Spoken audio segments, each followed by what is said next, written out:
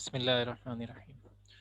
तो हमने अपना चैप्टर नंबर 1 कंप्लीट कर लिया है, the best Christmas present in the world. उसकी रीडिंग कंप्लीट कर ली है। आज हम उसके क्वेश्चन आंसर्स करेंगे। तो उसमें क्वेश्चन नंबर 1 है, for how long do you think Connie had kept Jim's letter, give reasons for your answer.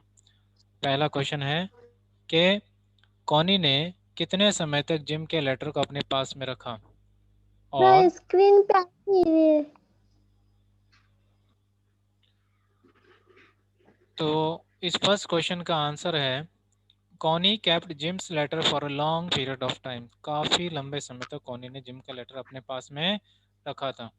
We understand this from the fact that she told the narrator how she used to read the letter every day and could feel Jim's presence around her always.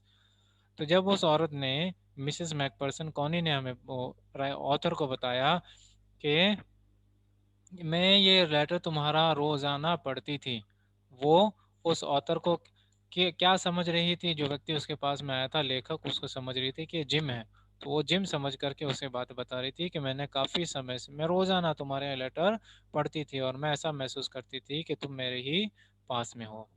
Question number 2 is, why do you think the desk had been sold and when.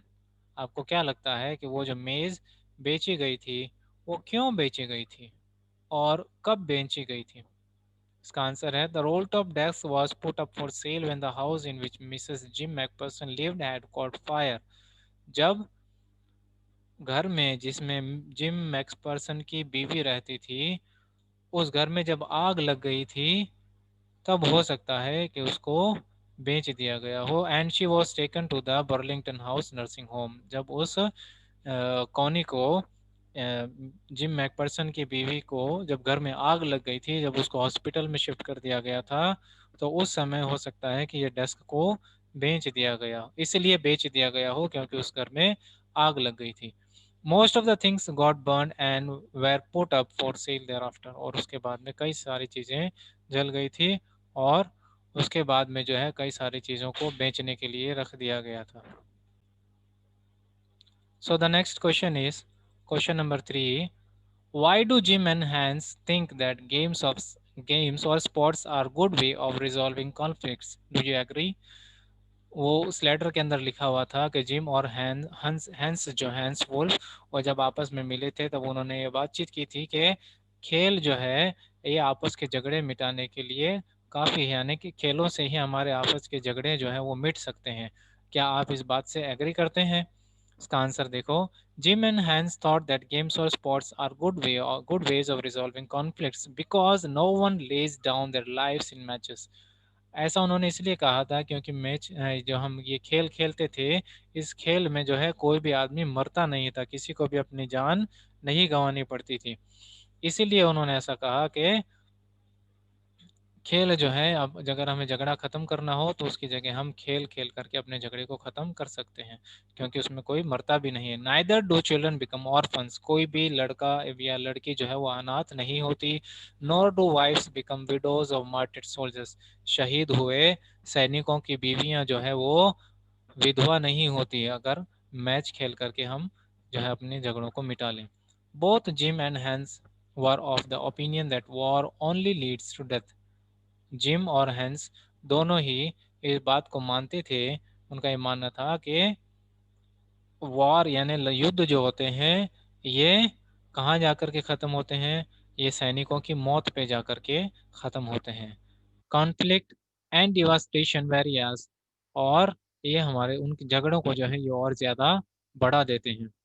Various playing matches are a good way to end the conflict. और दूसरी तरफ ये जो खेल होते हैं, matches होते हैं, अगर ये खेल खेल करके अपने झगड़े खत्म कर लें तो ये बहुत ही अच्छा तरीका है झगड़े खत्म करने का। सेकंड क्वेश्चन का सेकंड पार्ट का आंसर है, yes I agree with both Jim and Hans. हाँ, मैं जिम और हेंस दोनों की बात से एग्री करता हूँ that playing friendly matches are definitely an ideal way to resolve conflicts. कि अगर हमें झगड़े खत्म करने हो तो उसकी जगह हम खेल खेल करके अपने झगड़े खत्म कर सकते हैं। बिटवीन टू एनिमी कंट्रीज, दो दुश्मन देशों के बीच में, without any loss of life and property. तो उसमें किसी भी तरह की जान माल की हानि, नुकसान नहीं होता है। Next question is question number 4. Do you think that the soldiers of the two armies are like each other or different from each other? आप क्या सोचते हैं कि दो दुश्मन सेनाओं के जो आदमी सैनिक होते हैं वो एक ही जैसे होते हैं या अलग अलग होते हैं? Find evidence from the story to support your answer. और आप जो भी जवाब दें और तो उसके आंसर के सपोर्ट में आप चैप्टर में से कुछ सेंटेंसेस जरूर बताएंगे। So the answer is the soldiers of the two armies are similar to each other as per the following reasons derived from the story. तो हमने इस कहानी में से ये जो नीचे लिखे हुए कारण है ये कारण हमने निकाले हैं कि दो आर्मीज के जो सैनिक होते हैं वो एक ही जैसे होते हैं। कैसे होते हैं देखो। Number 1, both the armies celebrated Christmas together. दोनों आर्मीज ने यानी दोनों सेनाओं ने क्रिसमस एक साथ मनाया था। तो ये उनमें ऐसी बात हुई कि जिससे वो दोनों ही सेनाएं एक ही काम करती हुई नजर यानी एक जैसी हुई। सेकंड, दे शेयर्ड गुड मोमेंट्स टुगेदर। उन्होंने अच्छा समय बिताया by eating, laughing, drinking and talking with each other. उन्होंने जो है वो एक साथ अच्छा समय बिताया खाते हुए, हंसते हुए, पीते हुए, है ना, बातें करते हुए, यानी कि लग ही नहीं रहा था कि ये एक दूसरे के दुश्मन हैं। Number 3, both the armies played a friendly football match. और दोनों ही सेनाओं ने एक फ्रेंडली फुटबॉल मैच भी खेला था। And approved the fact that conflicts could have been resolved by playing a match. और उन्होंने इस बात की दोनों ने सहमति भरी कि हाँ, अगर हमें झगड़े खत्म करने हैं, युद्ध खत्म करना है, तो उसके लिए लड़ाई झगड़ा ना होकर के हम एक फुटबॉल मैच से ही अपने जगह जो है वो युद्ध खत्म कर सकते हैं। Number 4, they agreed about the consequences or negative impact that war has upon families। और दोनों ने ही इस बात से एग्री किया था कि यानी कि वो जितने सैनिक थे उन्होंने भी और हैंस और जिम ने भी कि युद्ध के बहुत बुरे प्रभाव पड़ते हैं। ज्यादातर सबसे ज्यादा तो उन पर पड़ते हैं जिन फैमिलीज से वो सोल्जर्स बिलोंग करते हैं, उनके बच्चे, उनकी बीवियां और उनका पूरा परिवार। उस पर सबसे ज्यादा प्रभाव पड़ता है युद्ध का। Number 5, both the armies longed for piece. अब दोनों ही सेनाएं ये चाहती थी कि जल्द से जल्द शांति हो जाए, युद्ध खत्म हो जाए। And exchanged Christmas carols. और दोनों ने ही जो क्रिसमस वो सेलिब्रेट कर रहे थे उसके जो गीत गा रहे थे उन कभी ये सैनिक गा रहे थे तो कभी दूसरी तरफ के सैनिक गा रहे थे और वो आपस में एक दूसरे का साथ भी दे रहे थे। And hoped to unite with their respective family soon. और दोनों ही सेनाएं ये आशा कर रही थी, ये उम्मीद लगाए बैठी थी कि जल्द से जल्द युद्ध खत्म हो जाए और वो अपनी फैमिली के पास जल्दी से चले जाएं। Number 5, mention the various ways in which the British and the German soldiers become friends and find things in common at Christmas। तो चैप्टर में से हमें यह बताना है कि ब्रिटिश और जर्मन जो सेनाएं सोल्जर्स थे वो आपस में दोस्त बन गए। कैसे बने, यानी कि वेज बता तरीके बताने हैं उन्होंने क्या क्या किया जिससे वो आपस में दोस्त बन गए और उन दोनों में आपस में क्या समानताएं थी, एक जैसे काम दोनों ने किए थे। Answer, both the British and the German soldiers were enemies of war. जब लड़ाई होती थी तो दोनों एक दूसरे के दुश्मन थे। And belong to different camps. और दोनों के अलग अलग कैंप लगे हुए थे। However, at the end of the day, both armies comprised human beings who had similar feelings of love and compassion for their respective families। तो अब जब शाम हो गई यानी कि वो दिन ढल गया तो अब दोनों ही आर्मीज जो थी वो इंसानों की तरह आपस में मिलने जुलने लगे और एक दूसरे के लिए प्यार दिखाया और एक दूसरे की फैमिलीज के लिए भी उन्होंने क्या किया, रेस्पेक्ट दिखाया। And all those who are fighting the war. और उन सब के लिए भी जो वहाँ युद्ध करने के लिए आए थे। Both groups share the festive spirit of Christmas. दोनों ने मिलकर के क्रिसमस सेलिब्रेट किया, enjoy a feast together by eating, drinking and making merry together. और दोनों तरफ की सेनाओं ने जो है त्योहार को सेलिब्रेट किया, खाया पिया, है ना। They also talked at Bathsheba and Gabriel Oak and Sergeant Troy and Dorset. उन्होंने दूसरे कई सारे लोगों के बारे में भी बात की, Bathsheba, Gabriel Oak and Sergeant Troy and Dorset. They also sang Christmas carols, उन्होंने क्रिसमस के गीत भी गाए टुगेदर एक साथ में, and spend some quality time with either or each other, और एक दूसरे के साथ में बहुत ही अच्छा समय बिताया। They got over hatred and played a friendly football match, उन्होंने एक अपनी नफरत को दूर किया और फ्रेंडली मैच मैच जो है वो खेला। And wish if all conflicts in the world could be resolve by playing games, और उन्होंने ये भी आशा की कि इस तरह हमें आपस में लड़ाई झगड़ा ना करना पड़े, कोई हम में से मर नहीं जाए, इससे अच्छा तो ये है कि हमें फुटबॉल मैच खेल करके ही इसको युद्धों का निर्णय कर लेना चाहिए। हमें युद्ध नहीं लड़नी चाहिए, बल्कि उसकी जगह हमें खेल खेलने चाहिए। फुटबॉल मैच खेल करके या किसी भी तरह का मैच खेल करके हमें उस लड़ाई का निर्णय कर लेना चाहिए। Both Jim and Hans hated war, Jim और हैंस दोनों ही लड़ाई से नफरत करते थे, पसंद नहीं थी उनका। And new well how war affected the lives of the families, और उन्हें ये भी मालूम था कि उनके जो फैमिलीज यानी सोल्जर्स की फैमिलीज होती है, अगर लड़ाई हुई तो उन फैमिलीज के ऊपर क्या असर पड़ेगा। किसी का कोई भाई मर जाएगा, किसी का पिता मर जाएगा, किसी का हस्बैंड मर जाएगा, किसी का बेटा मर जाएगा। Both were anxious to return home to their families, और दोनों ही अपने घर जाने के लिए काफी एंशियस यानी उतावले थे। Once the war comes to an end, इस इंतजार में थे कि जैसे युद्ध खत्म हो तो वो अपने घर वापस जाएं। Question number 6, what is Connie's Christmas present, Connie को कौन सा क्रिसमस प्रेजेंट मिला। Why is it the best Christmas present in the world, तो वो क्रिसमस प्रेजेंट जो कॉनी को मिला वो सबसे बेस्ट क्यों है पूरे वर्ल्ड में। When the narrator visited Connie to deliver her husband's letter, she mistook him to be her husband. जब नरेटर जो है कहानी लिखने वाला लेखक कॉनी के पास में जाता है उसके हस्बैंड का लेकर लेटर लेकर के, तो वो उसे अपना हस्बैंड ही समझ बैठती है। Jim Macpherson due to her old age and memory loss, अब वो उसकी जो याददाश्त थी वो भी जा चुकी थी, अब वो बूढ़ी भी हो चुकी थी, तो इसीलिए वो उसे अपना पति समझने लगती है Jim Macpherson. She was looking forward to Jim returning home for Christmas, अब वो इस इंतजार में बैठी हुई थी कि जिम मैकपर्सन घर आएगा, क्योंकि क्रिसमस है वो घर वापस लौट करके आएगा। She felt this was the best Christmas present ever she could receive, उसे लग रहा था कि हाँ यही मेरा सबसे बेस्ट क्रिसमस प्रेजेंट है, क्योंकि वो इस इंतजार में थी काफी लंबे समय थे कि जिम मैकपर्सन वापस आएगा घर, और जब ऑर्डर उसके पास जाता है तो वो उसे जिम मैकपर्सन समझ लेती है। This was the best Christmas present in the world for Connie because Jim had mentioned in the letter that he would return home from war on Christmas. अब उसको ऐसा क्यों याद रहता है कि जिम जो है वो क्रिसमस पे वापस आएगा, ऐसा इसलिए कि उस लेटर में जिम ने लिख करके दिया था कि मैं जो है वो वापस क्रिसमस पे आऊंगा।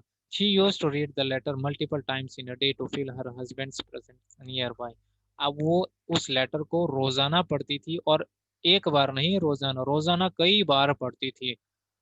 Hence, when the narrator told her how he found the letter, अब जब वो नरेटर उसको बताता है कि उसको ये लेटर कैसे मिला, शी वॉज एक्सट्रीमली हैप्पी, वो बहुत खुश थी, and felt it was gym, और उसे लग रहा था कि ये मेरा जिम है, who had come to visit her after a long time, जो उससे मिलने के लिए काफी समय बाद उससे मिलने के लिए आया है। Question number 7, do you think the title of the story is suitable for it, क्या आपको लगता है कि इस कहानी को जो नाम दिया गया है वो सही है।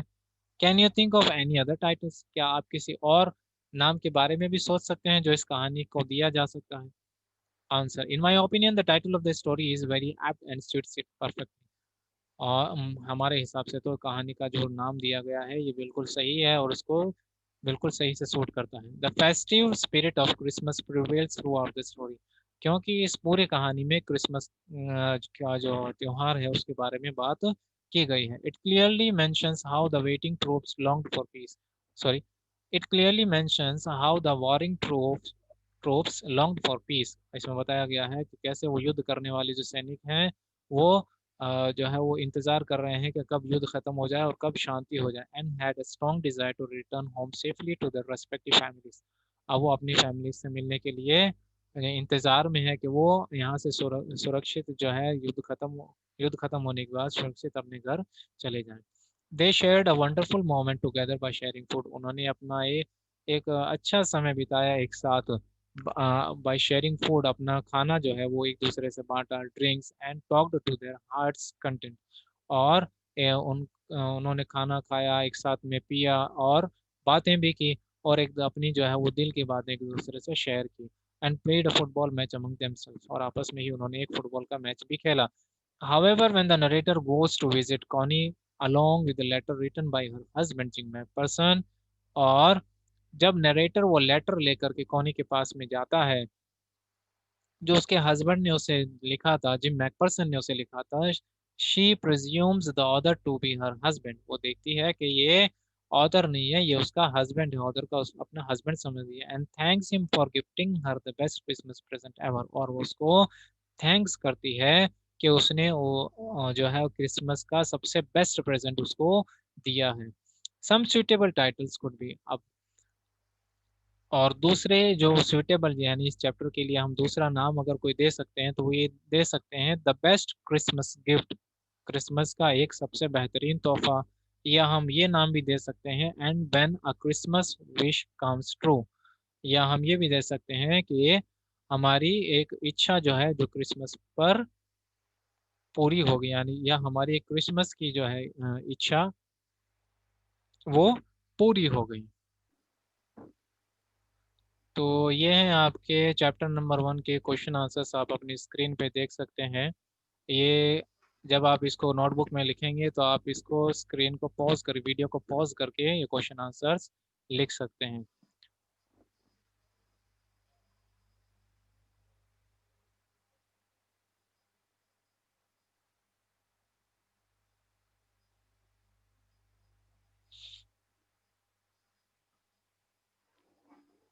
ये लिखें क्वेश्चन नंबर 4 का, आप यहाँ तक पूरा करेंगे। वीडियो को पॉज कर लेना जब आप इन क्वेश्चन आंसर्स को लिखेंगे। ये क्वेश्चन नंबर 5 का आंसर है यहाँ तक, यहाँ से क्वेश्चन और यहाँ आपका आंसर एंड हो रहा है। ये लिखेंगे आप क्वेश्चन नंबर 6, और इसका आंसर यहाँ तक लिखना है आपको। और ये आपका है क्वेश्चन नंबर 7, यहाँ से लेकर के आपको यहाँ तक ये लिखना है।